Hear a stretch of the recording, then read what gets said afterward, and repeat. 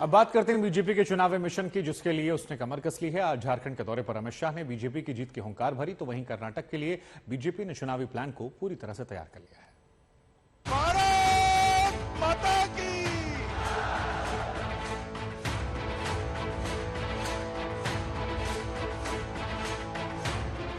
ये बीजेपी का मिशन 2024 है। हर राज्य पर नजर, हर सीट पर रणनीति, हर मोर्चे पर तैयारी। इसी मिशन पर आज अमित शाह झारखंड पहुंचे, जहां देवघर में पूजा अर्चना करने के साथ अपने मिशन की शुरुआत की। शाह के निशाने पर सोरेन सरकार थी।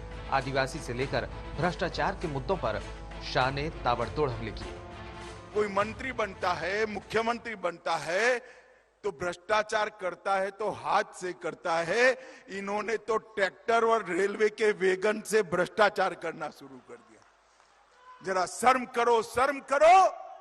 जो पैसा गरीब आदिवासियों के विकास के लिए है, जो पैसा हमारे पिछड़े वर्ग के गरीब भाइयों के लिए, दलित भाइयों के लिए, वो पैसा आज गबन कर दिल्ली के दरबार में पहुंचा रहे हो। हेमंत बाबू, झारखंड में 30 दिनों के अंतराल पर अमित शाह की दूसरी यात्रा है। बीजेपी उन सीटों को टारगेट कर रही है जहां से उसे पिछले चुनाव में शिकस्त मिली थी। 2019 में हुए लोकसभा चुनाव में बीजेपी ने झारखंड की 14 में से 11 लोकसभा सीटों पर अकेले और एक पर अपने सहयोगी आजसू के साथ जीत हासिल की थी। उसके कब्जे से छूटी 2 सीट चाईबासा और संताला पर बीजेपी की नजर है। यही वजह है कि अमित शाह ने पिछला दौरा चाईबासा का किया तो इस बार संताला पहुंचे।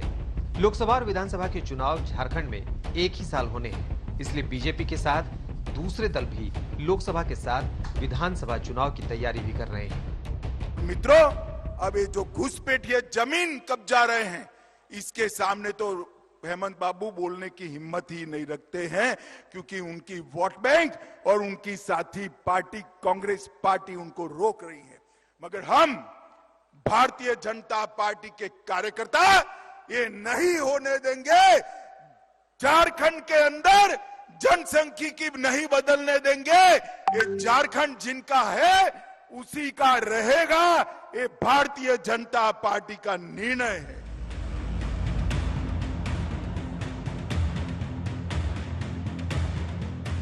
झारखंड के अलावा बीजेपी ने कर्नाटक के लिए भी कमर कस ली है, जहां चुनाव की तारीखों का ऐलान होने में थोड़ा ही वक्त बचा है। ऐसे में कर्नाटक में बीजेपी ने एक बार फिर धर्मेंद्र प्रधान के कंधों पर जिम्मेदारी सौंपी है, जिन्हें कर्नाटक का प्रभारी बनाया गया है। इससे पहले भी कई राज्यों में धर्मेंद्र प्रधान ने प्रभारी की भूमिका शानदार तरीके से निभाई थी। यूपी में भी धर्मेंद्र प्रधान की अगुवाई में बीजेपी ने शानदार प्रदर्शन किया। पश्चिम बंगाल में बीजेपी भले ही अच्छा प्रदर्शन ना कर सकी हो, लेकिन नंदीग्राम के प्रभारी रहे धर्मेंद्र प्रधान ने ममता के किले को ध्वस्त किया था। इसके अलावा छत्तीसगढ़, बिहार और झारखंड में भी धर्मेंद्र प्रधान की भूमिका शानदार रही। कर्नाटक में मोदी 6 फरवरी को दौरा करने वाले हैं, जहां कई तोहफों की सौगात राज्य को देंगे। इसके अलावा अमित शाह भी कर्नाटक के दौरे पर जाने वाले हैं, जो कि बीजेपी के मिशन साउथ की सबसे अहम कड़ी माना जाता है। आज तक ब्यूरो।